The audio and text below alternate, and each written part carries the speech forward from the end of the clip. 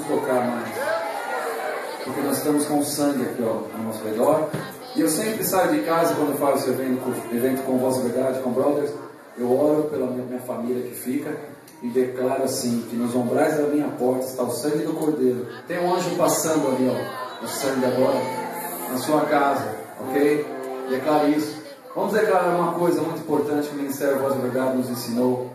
Nós fazemos isso em Santo André, na nossa sede. Queria que você declarasse bem forte que Osasco é do Senhor Jesus e do Ministério Assembleia de Deus Belém, ok? Bem forte.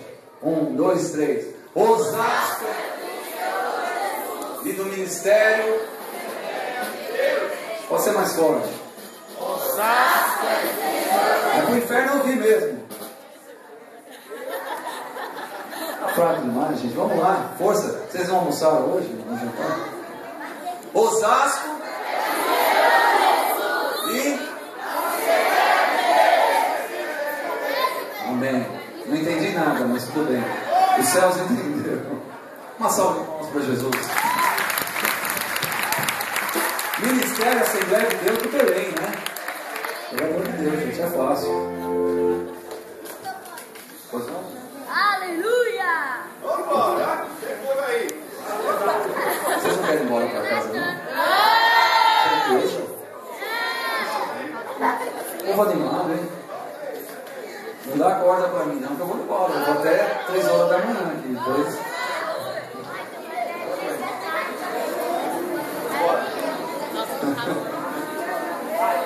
Bora.